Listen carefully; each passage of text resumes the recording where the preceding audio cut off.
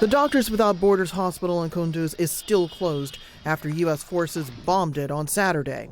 The top U.S. general in Afghanistan called the attack a mistake. On Saturday morning, our forces provided close air support to Afghan forces at their request. To be clear, the decision to provide aerial fires was a U.S. decision made within the U.S. chain of command. A hospital was mistakenly struck. We would never intentionally target a protected medical facility. Doctors Without Borders wants an outside probe because it accuses the U.S. and Afghanistan of committing a war crime. Do you have any reason to object to having an independent investigation done by the UN or another independent body of what happened? Ma'am, I have trust and confidence in the folks that will do the investigation for NATO, the folks that will do the investigation for DOD, and in the Afghan partners. And so, all the very, very tough questions that we're all asking, they will get after that.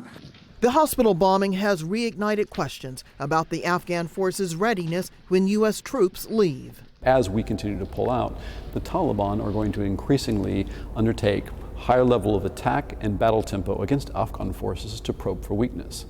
Once we have increasingly stepped off the battlefield, the question is whether or not the Afghans are going to be willing and able to fight without us there to reinforce them, and whether they'll be willing to do that over time.